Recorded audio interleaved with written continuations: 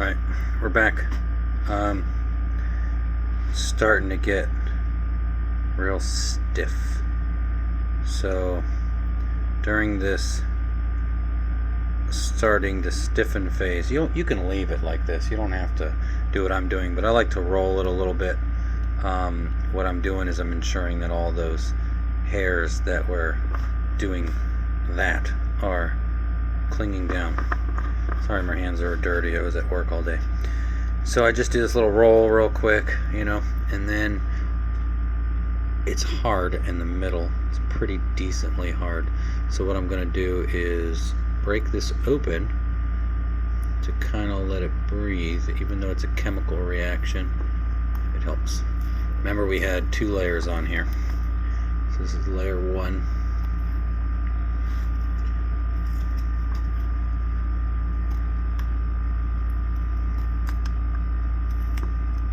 Okay. Yeah, it's nice and stiff right there in the middle. And then where did I finish layer 2? I think it's around here somewhere.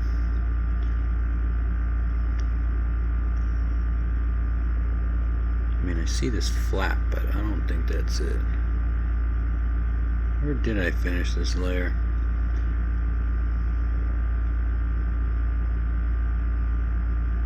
This is where I cut the video, find it, and then come back. But is that it?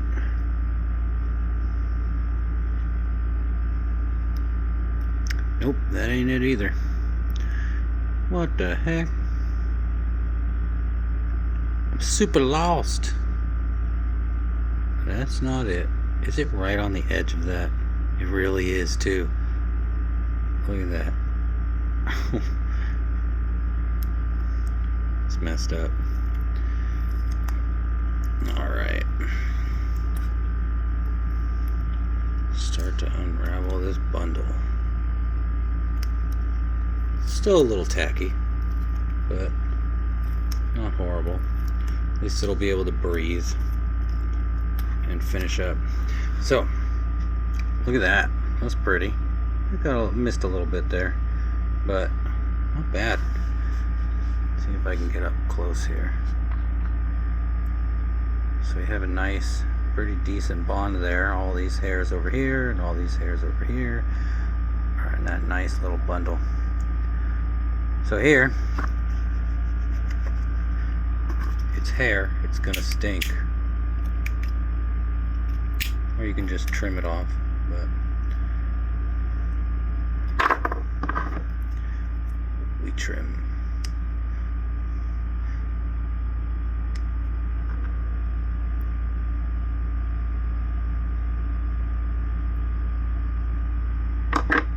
Anyway, you got a nice little bundle there, and that'll never come apart. Alright, so then you've got ye old hair ties. So these things you want to get rid of. You must get rid of them. If you don't get rid of them when you're wrapping the thread, these will bulge through the thread and it won't look very nice. I learned that. I tried to just kind of keep them there as a, I don't know, maybe because I was being lazy. But I started the wrap and it was bulging through and it did not look pretty. But see, here's your bond. So this right here is the kind of stuff that gets left over from the epoxy being too far over and hitting the rubber bands. But quick little grab and pull during this time is helpful. Right, that looks really good. That's a good bond.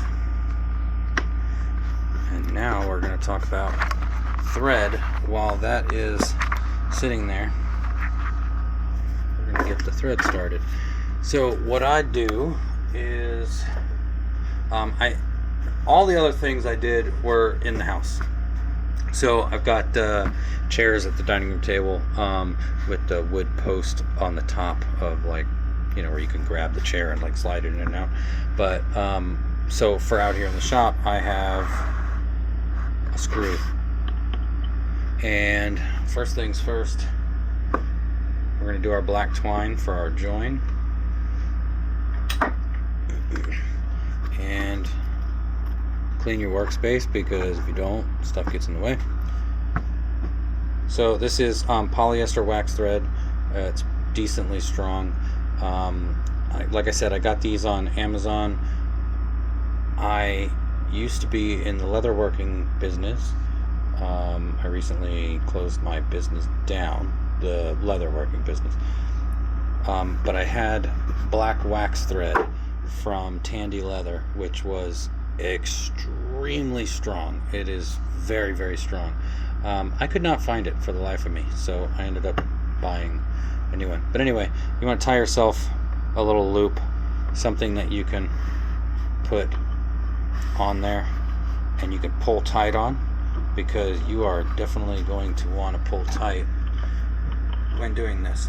There are several different ways that you can do this. A lot of times there's a knot called the whipping knot. It's a sailor's thing. There's a lot of different types of whipping knots. There's a West Country whipping knot. There's a standard whipping knot, a sailor's whipping knot. There's a French one that has a spiral. They're all intricate in their own ways. Some of them are very, very simple. So I actually, on my bundles, I do not do a whipping knot, because it is almost impossible, and this may be because of the epoxy that I use. It is almost impossible to do a standard whipping knot in this very long run and across this section of the epoxy. And what a standard whipping knot is, I do use the standard whipping knot. So this is a standard whipping knot. Both of these are. Any of the end pieces are all standard whipping knots. Okay.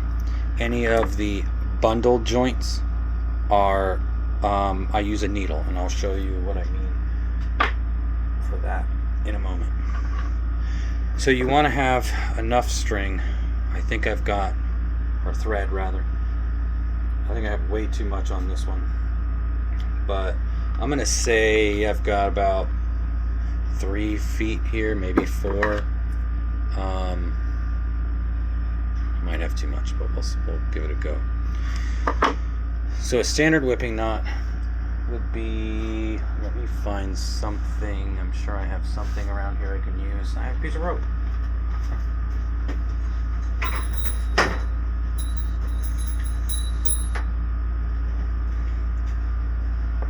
So this is one of my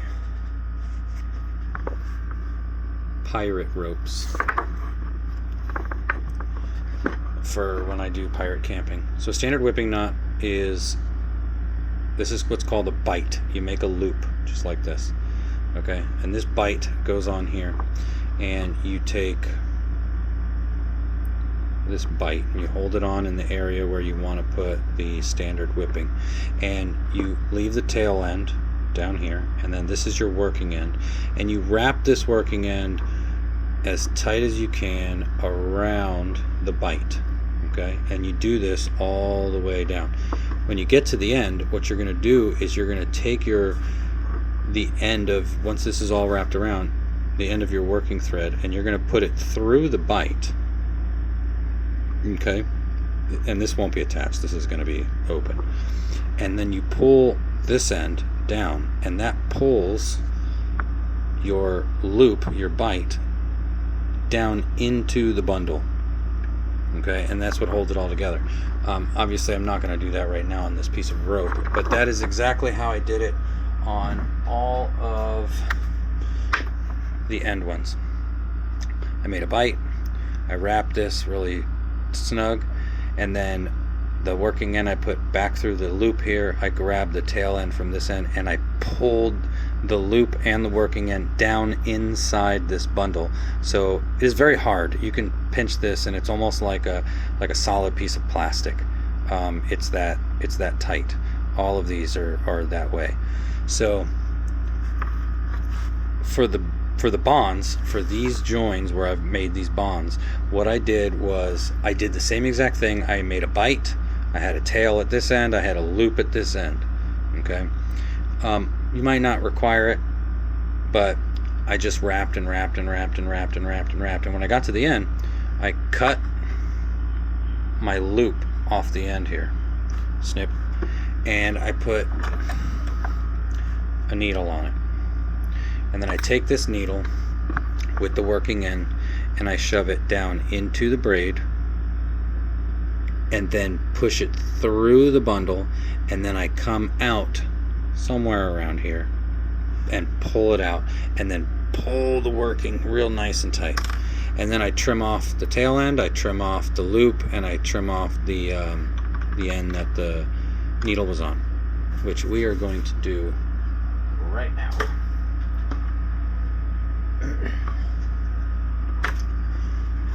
Alright, so here is the bundle that we just glued together. Here is my black thread. Alright, so you got to know where you want to start and where you want to stop. So I'm probably going to stop here and start roughly there. So I'm going to take the end of my line. I'm going to make a bite.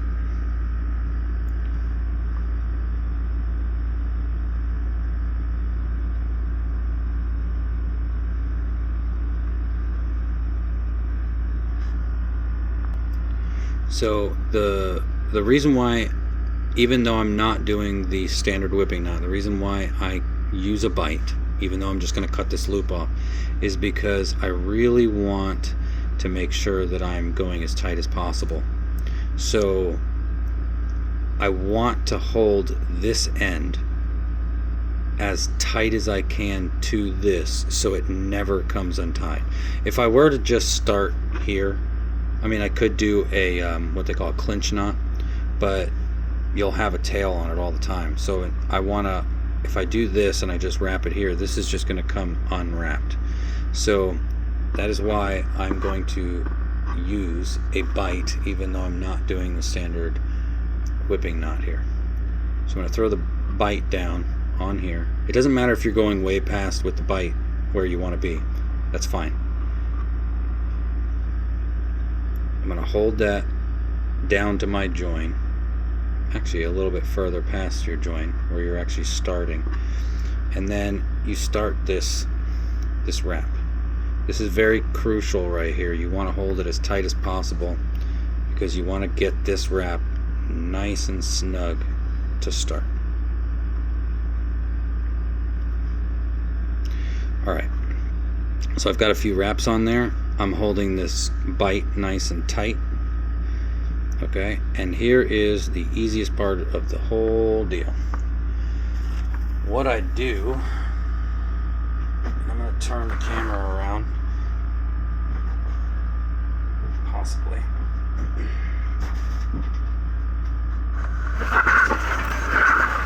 Don't mind my shop, it is a disaster. Nope, you couldn't see it there. Alright, so quite far back here. But what I'm doing is I'm pulling tension on this strand. Okay? And I'm just going to twist the whole braid. It makes it so much easier to do it this way. Instead of trying to wrap this long thing around this braid and this getting all caught up. So I just keep good tension and I make sure that my thread is in line and I just roll. I roll the entire braid, pulling, keeping tension at the same time, making sure my bite is staying in line. And it doesn't have to be perfectly in line.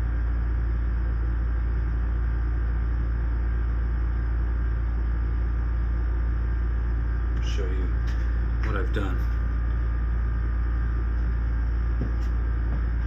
So I just keep rolling that thread. Now, you may end up where there's a little bit of a ridge built up from the epoxy, and I found that if you just roll it in place right in front of that ridge to kind of build up the thread to achieve the level of the ridge.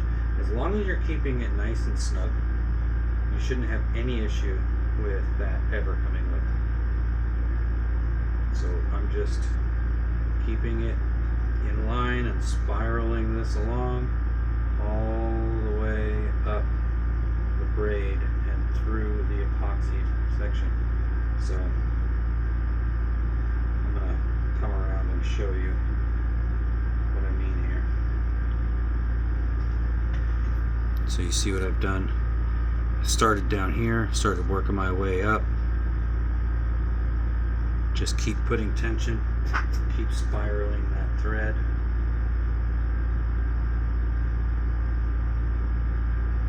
I don't know if there's other ways to wrap. I focused a lot on the sailor's whipping for these.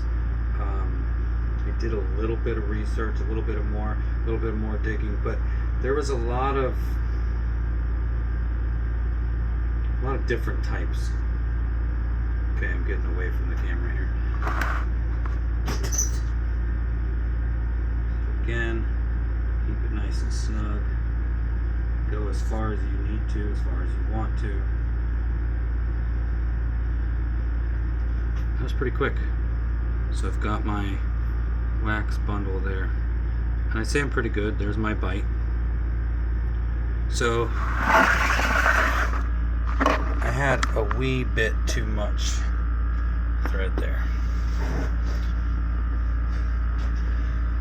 Alright, so here's my end. Back a little bit. So I'm just going to snip here. Alright, so there's my end. We're going to let go of that working end there. Let me get this out of the way. Alright, so this needle, all of these threads, by the way, came with one of these needles, so it was kind of handy. I mean, I already had needles, but it was nice to have them. So on this polyester thread, it is a woven thread, so it kind of holds itself together. So you want to put the thread through the eye of the needle. Let's see if I can capture this point. And then you want to take the needle point and stab right through the thread. Try to target the middle, it's helpful. Grab a hold of the thread and pull it up the needle. See how I stabbed through the thread there? You're going to pull it up the needle.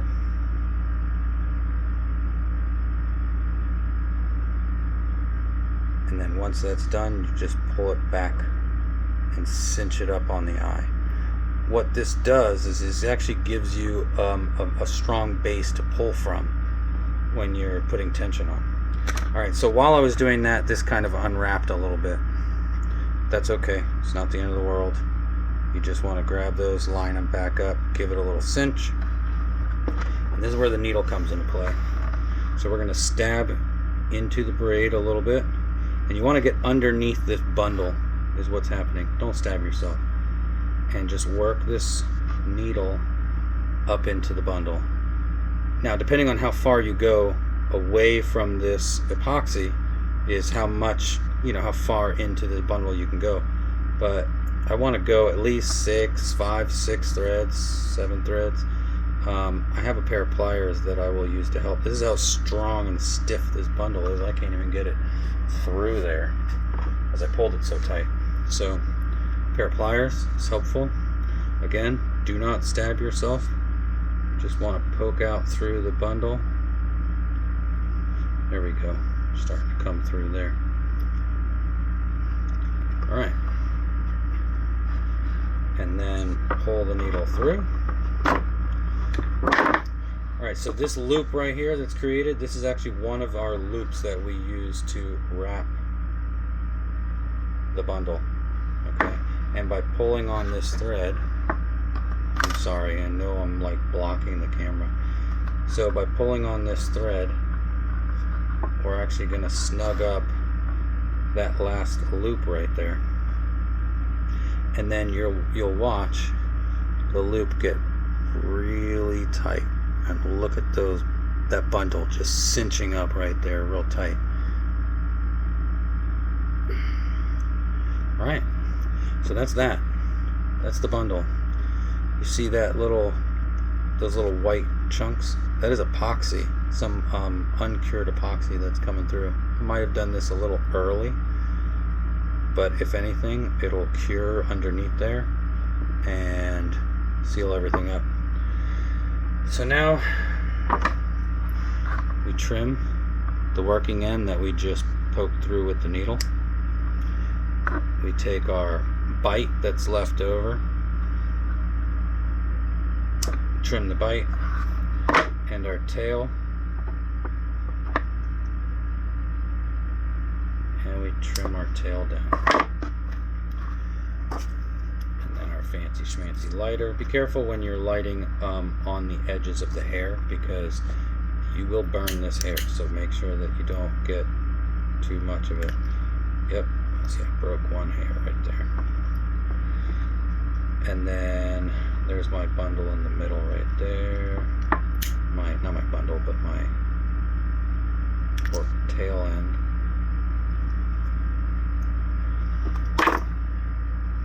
Alright, there's my bundle.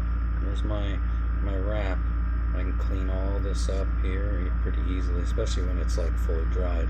This will peel right off of there. But yeah, here's my joint. Polyester wax thread. It is super tight.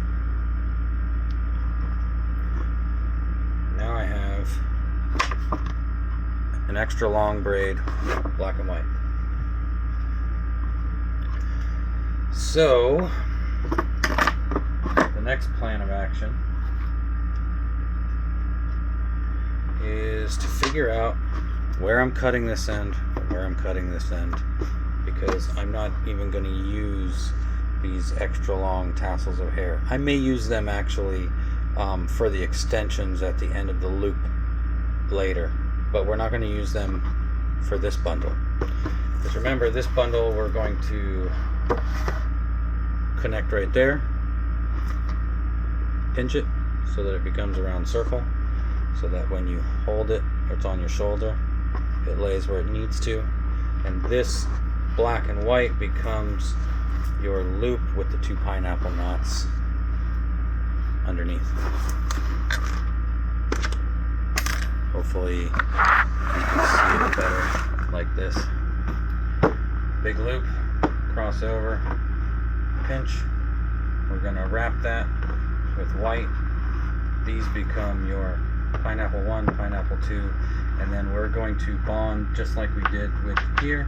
We're going to bond the 2 big black tassels. And then this black one here is going to run along and terminate here and terminate here to give you that black braid. So I really didn't even need one this long. Alright, and we have our blonde, our brown, and this is supposed to be just off center here. If I am correct, it's going to be just off center. Come around and hang down a little bit past here, I believe, or up higher, I'm not sure.